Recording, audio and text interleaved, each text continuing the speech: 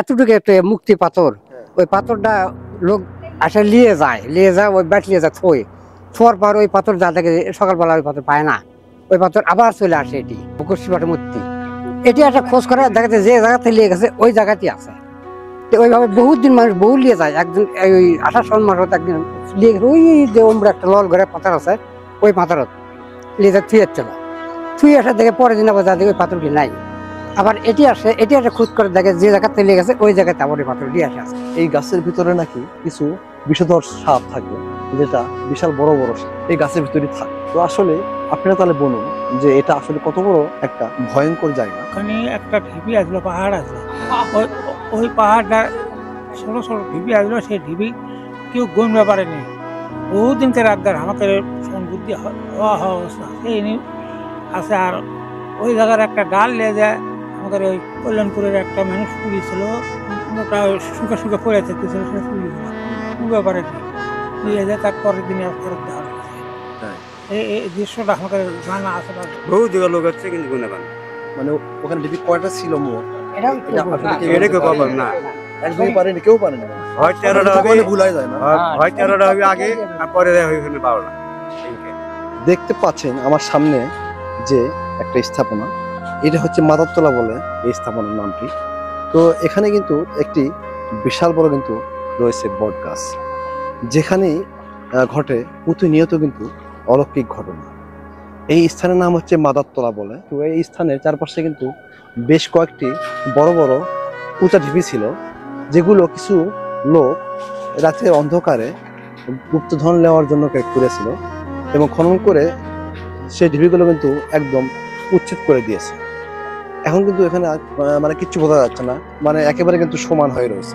আজকে আমি আপনাদের দেখাবো এই বৃক্ষটা কত বড়। আমি এখানে এসে জানতে পারলাম এলাকার কিছু গ্রামের লোকের কাছ থেকে, এই গাছের ভিতরে নাকি কিছু বিষধর সাপ থাকে, যেটা বিশাল বড় বড় সাপ এই গাছের ভিতরে থাকে। আপনারা তাহলে বলুন যে এটা আসলে কত বড় একটা ভয়ঙ্কর জায়গা। আসলে মাদার বলতে কিন্তু একটা ভয়ঙ্কর, আপনারা যারা জানেন তারা কিন্তু অবশ্যই বুঝতেই পারবেন যে এই স্থানটা কতটা ভয়ঙ্কর। এগুলো স্থানে আসতে কিন্তু গাটা একদম ভয়ে ছমছম করে। এই ধরনের স্থাপনাতে আসলে মনে হয় যেন এখানে বিভিন্ন জিন থাকে বা সাপ থাকে, অনেক কিছু থাকে। আসলে একটা ভয়ঙ্কর জায়গা। আপনারা দেখতে পাচ্ছেন এতটাই ভয়ঙ্কর। এই গাছটা কিন্তু বিশাল বড় এবং চারিদিকে কিন্তু তার ডালপালা এবং লতা পাতা দিয়ে একদম ছায়ে নিয়েছে। এই পাশে কিন্তু ধান ক্ষেত রয়েছে। এই পাশে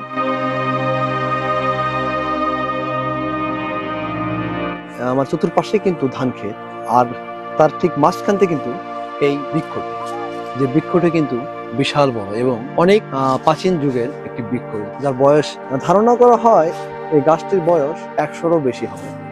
আসলে এখানে আসলে বুঝতেই পারবেন না যে গাছটা কোনটা শিকড় আর কোনটা কাণ্ড। আসলে একদম ছেয়ে গেছে পুরো গাছ, একদম লতা পাতা দিয়ে ঘেরা। আগে ওখানে একটা ঢিবি আসলো, পাহাড় আসলো, ওই পাহাড়টা ছোট ছোট ঢিবি আসলো, সেই ঢিবি কেউ গণতে পারেনি। বহুদিনকে রাখদার আমাকে বুদ্ধি হওয়া অবস্থা সেই আছে। আর ওই জায়গার একটা ডাল নিয়ে যায় আমাদের ওই কল্যাণপুরের একটা মানুষ পুড়িয়েছিল, ওটা শুকে শুকে পড়ে থাকতেছিল, সে পুড়িয়েছিল, পুড়ে পারেনি, নিয়ে যায় তার পরের দিনে ফেরত দেওয়া হয়েছে। এই দৃশ্যটা আমাকে জানা আছে। আগে গোটাল গাঁও মিলে একটা লিসনের মেলা করতেছিল। লিসনের মেলা করার পর ওই সব গোটাল গাঁওয়ের ব্যাধি হয়, আমাদের একটা ইয়ে আসলো, ওই হজ করে এলো সব হাজিরা করতে দিবা, তোমরা এটা করো না, ওর বদল তোমরা ওরস করো।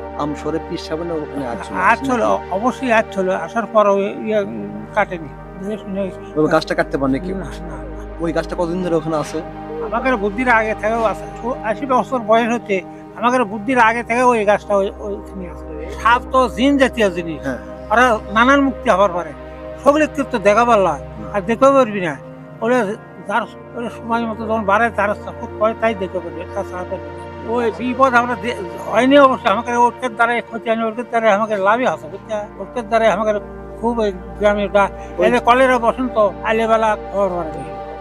আপনাদের কাঁটা আসলো আমরা পুঁতে পুঁতে গুনে গুনে পৌঁছচ্ছ না, পুঁতে আবার আর এক গণাত দিলে বেলা হয়তো বেশি হয়ে গেছে, মিলল না, ফির আবার ওরা থুঁতে আবার গন মেলে কম পড়ে গেল। আচ্ছা, কম হচ্ছে। এই দৃশ্যটা আমাকে বুদ্ধি এটা আমাকে মানে ওই ঢিবিগুলোকে গুনতে পারছো ঠিক না না ওই বগড়া ইয়া তিনো সাহেব ছিল গুনতে পারছো না। আশ্চর্য ঘটনা। এতটুকু একটা মুক্তি পাথর, ওই পাথরটা লোক আসে নিয়ে যায় ওই ব্যাট নিয়ে যায় থোয়ার পর ওই পাথর যা দেখে সকালবেলা ওই পাথর পায় না, ওই পাথর আবার চলে আসে এটি। মূর্তি কোষ্ঠী পাথরের মূর্তি। হ্যাঁ, কষ্টিপাটের মূর্তি।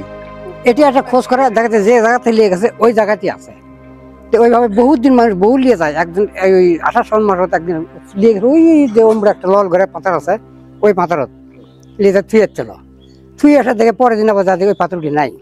আবার এটি আসে, এটি একটা খোঁজ করে দেখে যে জায়গাতে নিয়ে গেছে ওই জায়গাতে আবার ওই পাথর দিয়ে আসে। তিনি এলাম বাড়িতে, হ্যাঁ, অথচ বাড়িতে না, সেই মূর্তি আবার আবার চলে গেল ওখানে, ওখানে চলে গেল। তারপরে ওখানকে একটা লোক কিবারে গাছ কিনে নিয়েছিল, সেই গাছ কাটার পথে এসে ওই পাথরটা আমি করে দেখি গরু গাড়ি পিছন তুলে চলে গেছে, সেই থেকে ওই পাথর গায়েব হয়ে গেছে, আর নাই। না কেউ গুনতে পারে নাই, বহু দিকে লোক আছে কিন্তু গুনে পারে না। মানে ওখানে ঢিবি কয়টা ছিল মোট? এটা কেউ পাবেন না, একদমই পারেনি, কেউ পারেনি। হয় 13টা হবে, মানে ভুল হয়ে যায় না। হয় 13টা হবে আগে আর পরে দেওয়া হবে ওখানে 12টা। প্রিয় বন্ধুরা, আমি এখন যে স্থানে দাঁড়িয়ে রয়েছি এই স্থানটার নাম বলে মাদারতলা করে।